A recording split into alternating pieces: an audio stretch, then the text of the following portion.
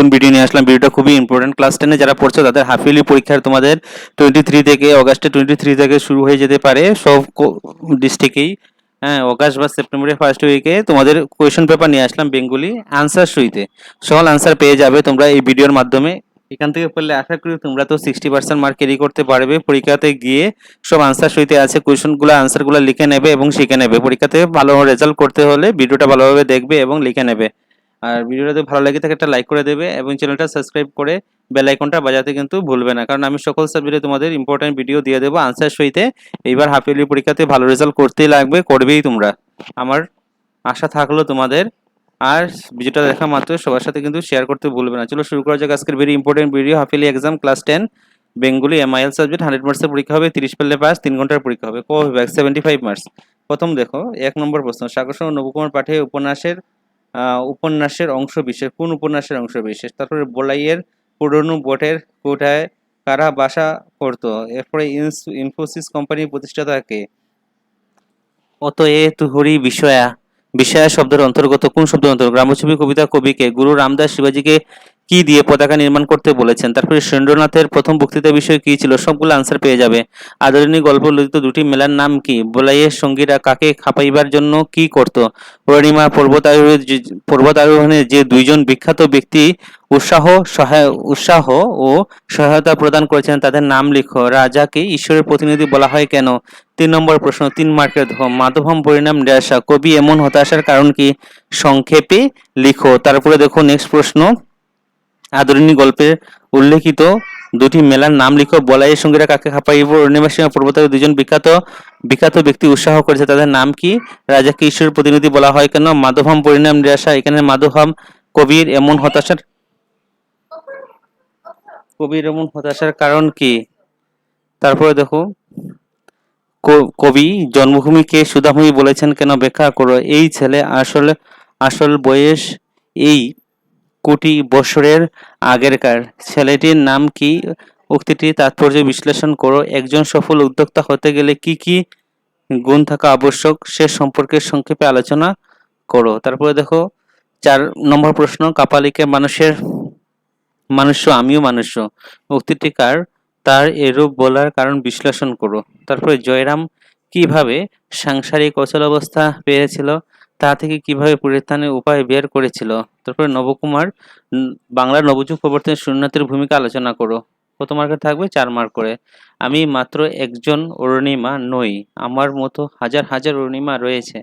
আপনার তাদের চিহ্নিত করে জীবনের পথে এগিয়ে যেতে, সাফল্য পেতে প্রেরণা দিতে সত্যিকারের অর্থে দেশের কাজ হবে। উক্তিটি আলোকের অরুণিমা সাহস ও দৃঢ় মানসিকতার পরিচয় দাও। বলাই গল্পে অনুসরণে বলাইয়ের প্রকৃতির পরিচয় দাও।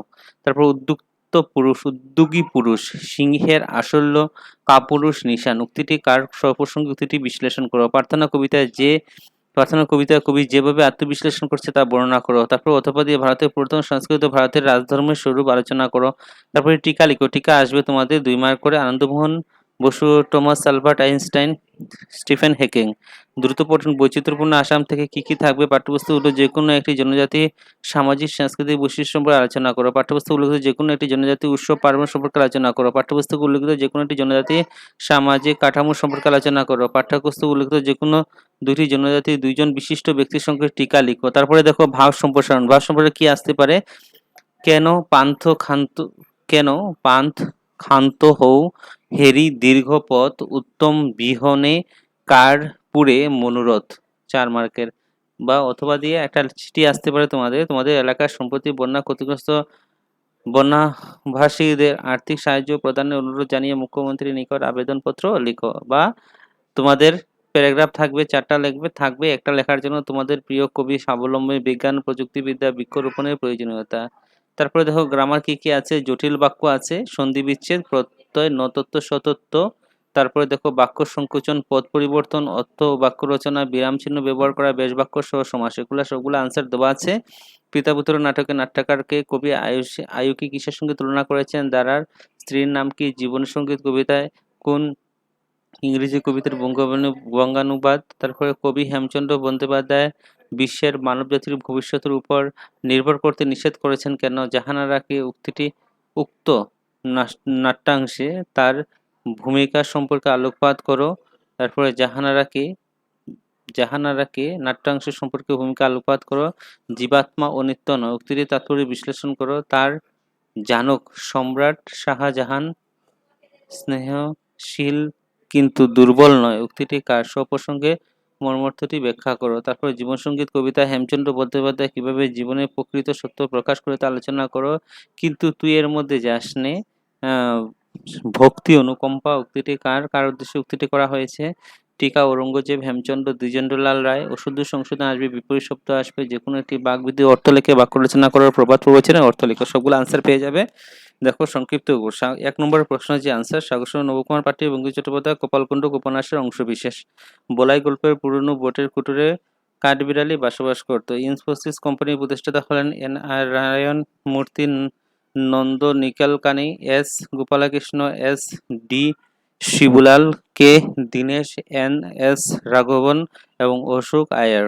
তারপরে অতএব হরি বিষয় আসে শব্দের অর্থ শব্দ বিশ্বাস শব্দের অন্তর্গত। গ্রামছবি কবিতা রবীন্দ্রনাথ ঠাকুরের কবিগুরু গুরু রামদাস শিবাজিকে ভগবানের নামাঙ্কিত পতাকা নির্মাণ করতে বলেছেন। তারপরে দেখো সংক্ষিপ্ত উত্তর। সুরেন্দ্রনাথ প্রথম লন্ডনে বক্তৃতা দিয়েছিলেন। তার বক্তৃতার বিষয় ছিল ভারতের স্বাধীনতা ও শাসনের প্রয়োজনীয়তা। তারপর আধুনিক গল্পে উল্লেখিত দুটি মেলার নাম হলো রথের মেলা, দুর্গাপুজোর মেলা। বলাইয়ের সঙ্গীরা তাকে খাপাইবার জন্য তার গাছপালার প্রতি নিয়ে ঠাট্টা তামাশা করত। অরুণিমাকে পর্বতারোহণে যে দুজন বিখ্যাত ব্যক্তি উৎসাহ প্রদান করে তাদের নাম হলো বাচেন্দ্রী পাল এবং প্রেমলতা আগরওয়াল। তারপর হলো রাজাকে ঈশ্বরের প্রতিনিধি বলার কারণ হলো প্রাচীনকাল থেকে রাজাদের ঈশ্বরিক ক্ষমতা অধিকারী বলে মনে করা হতো এবং তারা ঈশ্বরের প্রতিনিধি হিসেবে শাসনকার্য পরিচালনা করে বলে বিশ্বাস করা হতো। তারপরে দেখো ৩ নম্বর প্রশ্ন, মাধবহম পরিণাম রেশা কবি এবং হতাশার কারণ কি? উক্তিটি বিদ্যাপতি পদাবলী থেকে নেওয়া হয়েছে। কবি মাধব বা কৃষ্ণে এর প্রতি গভীর ভক্তি প্রেমের কথা বলেছেন, কিন্তু এর সঙ্গে সঙ্গে নিজের অক্ষমতার পাপের জন্য মোক্ষ লাভের আশাহীনতা প্রকাশ করেছেন। তিনি মনে করেন বারবার জন্ম মৃত্যুর চক্রে আবদ্ধ হয়ে তিনি ঈশ্বরের সান্নিধ্য থেকে বঞ্চিত হচ্ছেন, যা তাকে হতাশ করছে। তারপরে কবি জন্মভূমিকে সুধাময়ী বলেছেন কারণ সুধাময়ী বলেছে কারণ জন্মভূমি মানুষের কাছে মায়ের মতো। জন্মভূমি মানুষের আশ্রয় দেয়, লালন পালন করে এবং তারা সকল প্রয়োজন মেটায়। জন্মভূমি মাটির বাতাস, ফল, ফসল সবকিছু মানুষের জীবন ধারণের জন্য অপরিহার্য। তাই জন্মভূমিকে অমৃতের সঙ্গে তুলনা করে সুধাময়ী বলা হয়েছে। তারপরে এই ছেলে আসল বয়স সেই কোটি বছর আগেরকার। ছেলেটির নাম কি? উক্তিটি তাৎপর্য বিশ্লেষণ। উক্তিটি ছেলেটি হলো শ্রীকৃষ্ণ। উক্তির তাৎপর্য শ্রীকৃষ্ণকে দেখতে শিশু মনে হলো তা আসলে অনাদির অন্তর। তিনি সৃষ্টির অনাদিকাল থেকে বিদ্যমান এবং সকল কিছুর উৎস। এই উক্তিটি শ্রীকৃষ্ণ ঈশ্বরিক চিন্তা সত্য নির্দেশ করে। একজন সফল উদ্যোক্তা হতে গেলে কি কি আবশ্যক? গুণ থাকা প্রয়োজন। একজন সফল উদ্যোক্তা হলে নিম্নলিখিত গুণাবলী থাকা আবশ্যক। দৃঢ় সংকল্প, আত্মবিশ্বাস, নিজের লক্ষ্যে অবিচল থেকে নিজের ক্ষমতাকে উপর বিশ্বাস রাখা, ঝুঁকি নেওয়ার ক্ষমতা, নতুন কিছু করার ঝুঁকি নিতে প্রস্তুত থাকা, সৃজনশীলতার উদ্ভাবনী ক্ষমতা, নতুন ধারণা তৈরি করে এবং সমস্যার সমাধান করা, নেতৃত্বের গুণাবলী, দল পরিচালনা এবং অন্যান্য অনুপ্রাণিত করার ক্ষমতা, পরিশ্রমের অত্যাবশ্যক, কঠোর পরিশ্রমে মানসিক এবং ব্যর্থতা হতাশ না হয়ে এগিয়ে যাওয়ার স্পৃহা। উক্তিটি উত্তর দাও। ৪ নম্বর প্রশ্ন, কাপালিক মানুষ আমি অষ্টিদের কার?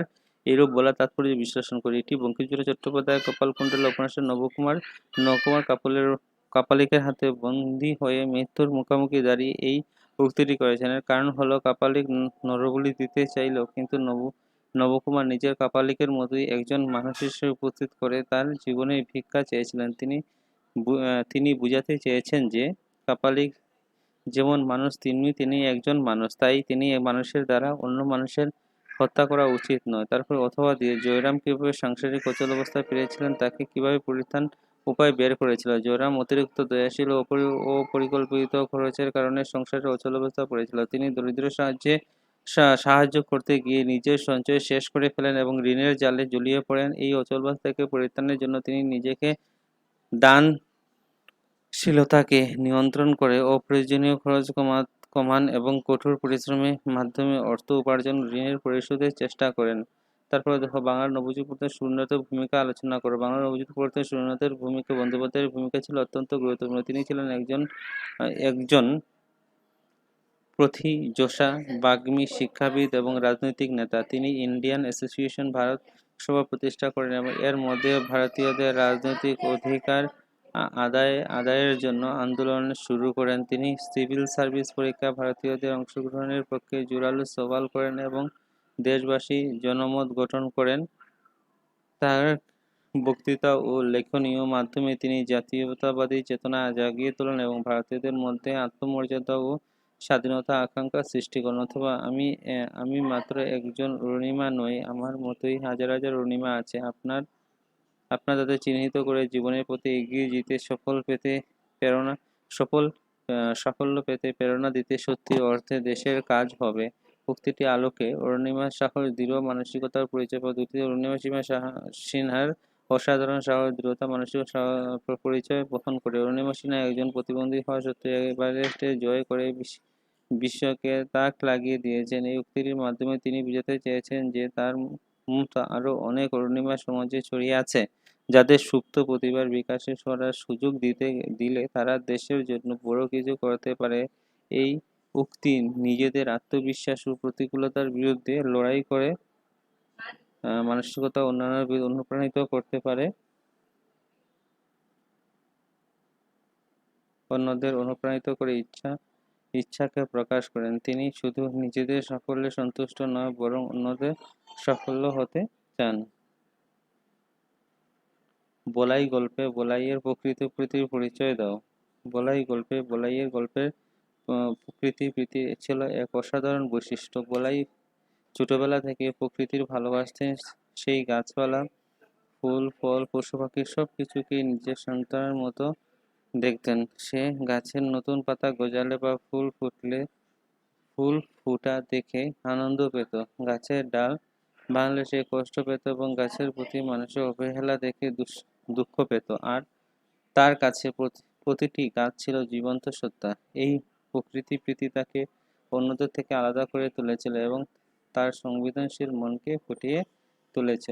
উদ্যোক্তা পুরুষ, সিংহের আশল্য, পুরুষের নিশান উক্তিটি কার স্বপ্রসঙ্গ, উক্তিটি বিশ্লেষণ। উক্তিটি স্বামী বিবেকানন্দ স্বপ্রসঙ্গ। স্বামী বিবেকানন্দ যুব সমাজকে কর্মঠ, সাহসী হতে অনুপ্রাণিত করার জন্য এই উক্তিটি করেছিলেন। তিনি বুঝাতে চেয়েছেন যে একজন উদ্যোগী পুরুষ সিংহের মতো শক্তিশালী ও নির্ভীক যিনি নিজের লক্ষ্যে অর্জনে অবিচল থাকেন এবং কোনো বাধা দেখে পিছিয়ে যান না। অন্যদিকে আশল বা নিষ্ক্রিয়তা কাপুরুষের লক্ষণ এবং মানুষের দুর্বল ও লক্ষ্যহীন করে তোলে। আলস্য মানুষ তার সম্ভাব্য থেকে বঞ্চিত করে এবং জীবনের ব্যর্থতার দিকে ঠেলে দেয়। বিবেকানন্দ বিশ্বাস করেন যে দেশ ও সমাজের উন্নতি তখনই সম্ভব প্রতিটি ব্যক্তি আলস্য ত্যাগ করে উদ্যম হবে এবং নিজেদের দায়িত্ব পালনে সচেষ্ট হবে। প্রার্থনা কবিতা কবি যেভাবে আত্মবিশ্লেষণ করেছে তা বর্ণনা করে, অথবা ভারতের পুরনো সংস্কৃতি অনুসারে ভারতের রাজধর্মের স্বরূপ আলোচনা করো। প্রার্থনা কবিতা কবি আত্মবিশ্লেষণ করেছেন। প্রার্থনা কবিতা কবি ঈশ্বরের পরম সত্তার কাছে বিনম্রভাবে নিজের দুর্বলতা, সীমাবদ্ধতা এবং ক্ষুদ্রতা স্বীকার করেছেন। তিনি ঈশ্বরের কাছে শক্তি, সাহস এবং সৎ পথে চলার আশীর্বাদ চেয়েছেন। তিনি নিজের ভুল ত্রুটি এবং মানবিক দুর্বলতার প্রতি সচেতন হয়ে ঈশ্বরের কাছে ক্ষমা মুক্তি প্রার্থনা করেছেন। এই আত্মবিশ্লেষণের মাধ্যমে কবি নিজেদের ভেতরের সত্তা উপলব্ধি করার চেষ্টা করেন এবং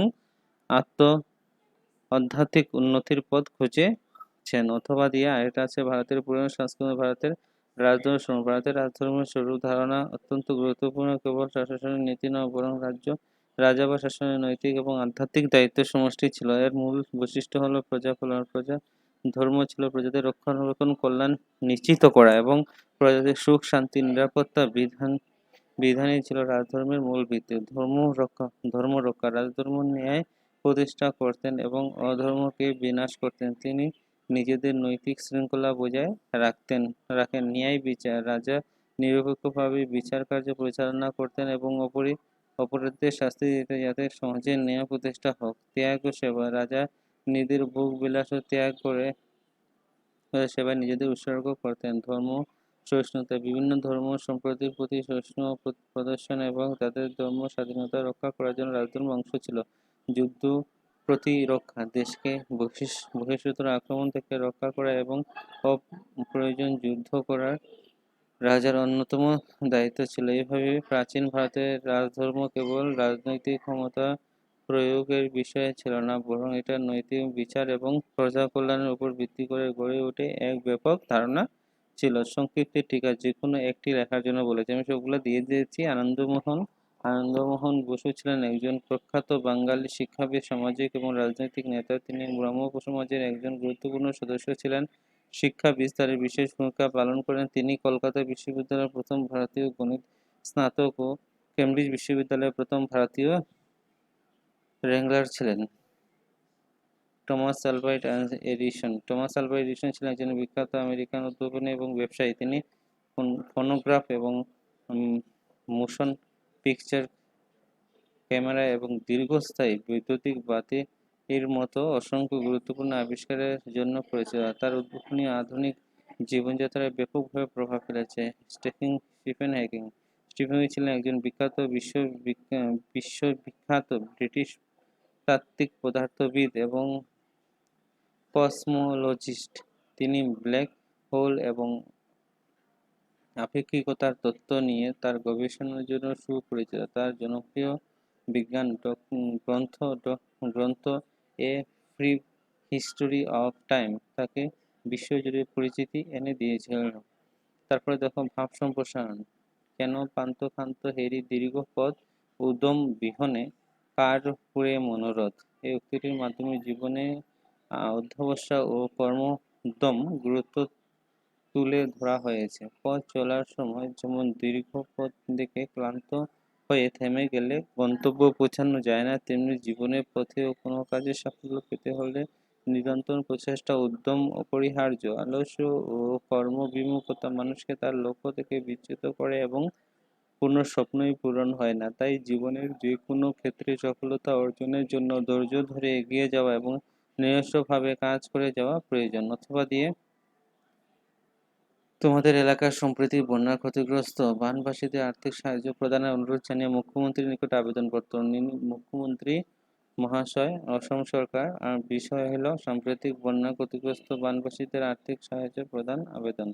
মহাশয়, বিনীত নিবেদন এই যে আমি আপনার রাজ্যের বা জেলার অন্তর্গত গ্রাম বা শহর লেখবাই একজন সাধারণ বাসিন্দার প্রতি আমাদের এলাকাবাসী ভয়াবহ বন্যা দেখা দিয়েছে, যার ফলে অসংখ্য মানুষ গৃহহীন হয়েছে এবং ব্যাপক ক্ষতিগ্রস্ত হয়েছে। ফসলের জমি নষ্ট হয়েছে, গবাদি পশু মারা গেছে, পানীয় জলের তীব্র সংকট দেখা দিয়েছে। বানবাসীদের মানুষের চরম দুর্দশার মধ্যে দিন কাটাচ্ছে। এই পরিস্থিতিতে আমি আপনার কাছে বিনীত অনুরোধ জানাচ্ছি যে বন্যা ক্ষতিগ্রস্ত বানবাসীদের দুর্দশার লাঘবের জন্য অবিলম্বে আর্থিক সাহায্য প্রদান করে ব্যবস্থা করা হোক এবং আপনাদের মানবিক উদ্যোগ হাজার হাজার ক্ষতিগ্রস্ত মানুষের মুখে হাসি ফোটাবে। বিনীত নিবেদন, আপনার নাম লিখবেন আর আপনার ঠিকানা তারিখ, মানে তোমার নাম ঠিকানা তারিখ লিখবেন। তারপর দেখো গ্রামার জটিল বাক্যে পরিণত হওয়ার পূর্বপক্ষীয় ব্যক্তি কখনো প্রতিবাদ আশা করে না। কিভাবে? যিনি পূর্বপক্ষে তিনি কখনোই প্রতিদান আশা করেন না। সন্ধি বিচ্ছেদ। বাকযুগ ইস, জৈনিক জনযুগ এক, কিঞ্চিৎ কিমযুগ চিৎ, কাদনি কাকযুগ উনি, কাদনি প্রত্যয় গঙ্গা গঙ্গাযুগে রকমারি রমযুগ আরি রকমারি। তার নতত্ত্ববিধি উদাহরণ হলো ঋকারের মধ্যাহ্ন দন্তান্ন হয়েছে, বিনিষ্ট দন্তান্ন মধ্যাহ্ন বিধির উদাহরণ ট বর্গের ধ্বনি মূর্ধন্য বর্গ হয়েছে। পরায়ণ ন তত্ত্ব উদাহরণ রয় এর মধ্যাহ্ন হয়েছে। বাক্য সংকোচন, কোথায় কোথায় নিচু বন্ধ। কাকলি পাখির কলরব। পদ পরিবর্তন যে কোনো একটি। উচিত বিশেষ্য, দুঃখ বিশেষ্য দুঃখিত, সুন্দর সৌন্দর্য। তারপরে দেখো অর্থসহ বাক্য রচনা। মাটির মানুষ অত্যন্ত সরল ও নিরহংকার ব্যক্তি। তিনি এতটাই মাটির মানুষ যে সকলের সাথে নিজেই মিশে যান। আকাশ কুসুম অবাস্তব কল্পনা। আকাশ কুসুম ভাবে সময় নষ্ট না করে কাজে মন দাও। বিরল তপস্বী ভণ্ড বা সাধু। যে লোকটি আসলে একটা বিরল তপস্বী, বাইরে থেকে সে যে বসে আছে বিরাম চিহ্ন বসা। ফটিক বলল, মামা মার কাছে কবে যাবে? ফটিক বলল, মামা মার কাছে কবে যাবে? সিঙ্গল দমন এবার কমার ভিতরে ঢুকাবে, লাস্টে কোশ্চেন মার্ক দিবে। বেশ বাক্য সহ সমাস লেখো। কি বলেছে দেখো, হাট বাজার দ্বন্দ্ব সমাস, শতাব্দী শব্দের সমাহার, দিশু সমাস, ক্ষেত ধান ও ধানের ক্ষেত, ষষ্ঠী তৎপুরুষ সমাস, বিনা পানি বিনা পানিতে, যার বহুব্রীহি সমাস। তারপরে দেখো নেক্সট সংক্ষিপ্ত প্রশ্নোত্তর খ বিভাগের যেটা আছে, পিতা পুত্র নাটকের নাট্যকারকে দুজনের নায়ক। কবি আয়ুকে কিসের সঙ্গে তুলনা করেছেন? কবি হেমচন্দ্র বন্দ্যোপাধ্যায় আয়ুকে নদীর স্রোতের সাথে তুলনা করেছেন, যা নিজে নিরন্তর বইছে। দারার স্ত্রীর নাম কি? দারার স্ত্রীর নাম হলো অরঙ্গ। দারার স্ত্রী নাদিরা ঔরঙ্গজেবের কন্যা। প্লিজ একটা লাইক করে দেবে, প্রচুর কষ্ট করে তোমাদের জন্য আনসারগুলা রেডি করে আমি দিয়েছি। একটা লাইক করলে আমি মোটিভেট হব এবং অন্য ভিডিওতে তোমাদের আনসারগুলো সব দিয়ে দেবো, সায়েন্সেরও ম্যাথসেরও সবগুলো দিয়ে দেবো। একটা লাইক করে দিবে আর শেয়ার করে দিবে প্লিজ, তোমাদের কাছে বলছি। সব মেট্রিক পরীক্ষার প্রশ্ন আমার চ্যানেলের মাধ্যমে তোমরা পেয়ে যাবে আনসার সহিতে।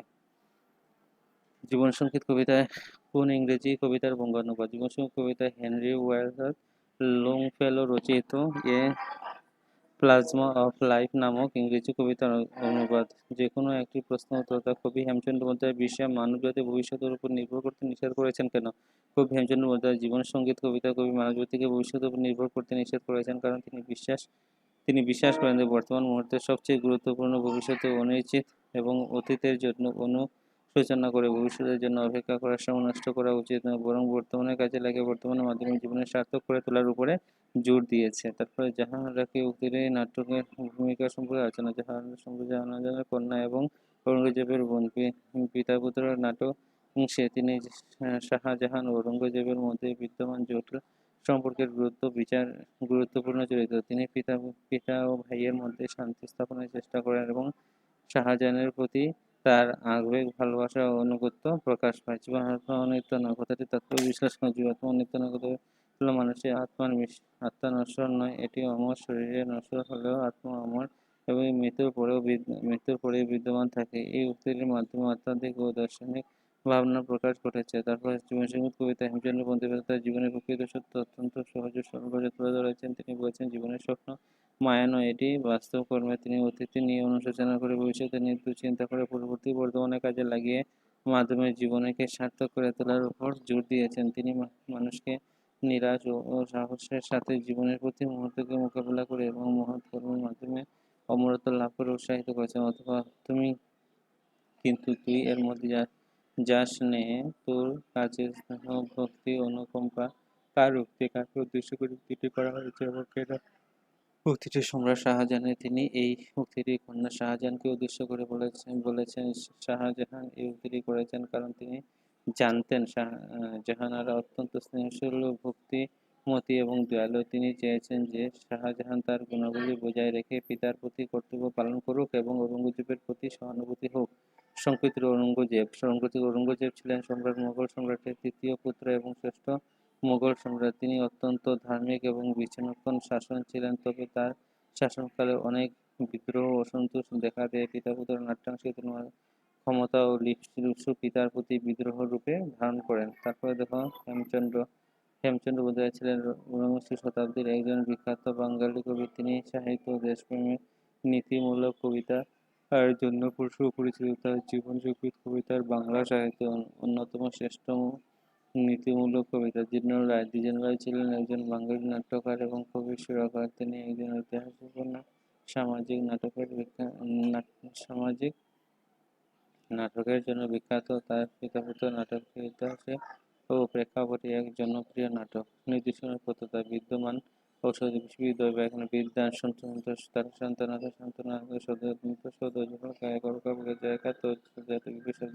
বিসর্জন আহ্বান দিবস শান্তি অশান্তি। ঠোঁট কাটা হলো স্পষ্টভাষী। যে ঠোঁট কাটা স্বভাবের সে ঠোঁট কাটা স্বভাবের, তাই যা মনে আসে তাই বলে দেয়। কপটমুণ্ডক সীমিত জ্ঞানের অধিকারী ব্যক্তিদের বাক্য। কপটমুণ্ডক ব্যক্তিরা নতুন ধারণা গ্রহণ করতে পারে না। আদায় কাজকর্ম ঘরোয়া শত্রু। বাক্যে আমাদের সমাজের সম্পর্ক আদা কাজ করা। যে কোনো দুটি প্রবাদ বাক্যের অর্থ লেখো। অতীত পুরাতন অহংকারের পতন কারণ সবুরে মহাফলে ধৈর্য করে সুফল পাওয়া যায়। মারা হাতি লাখ টাকা। গুণবান ব্যক্তির মৃত্যুর পরে আসল মূল্য বা সম্মান অক্ষুণ্ণ থাকে। এটা হলো তোমাদের পুরোপুরি বাংলা বাংলার কোয়েশ্চেন আনসার দিয়ে দিলাম, শুধুমাত্র বৈচিত্র্যপূর্ণ আসাম এবং প্যারাগ্রাফ দিইনি, রচনা দিইনি। রচনা প্যারাগ্রাফ আলাদা ভিডিওর মাধ্যমে বৈচিত্র্যপূর্ণ আসাম এবং রচনা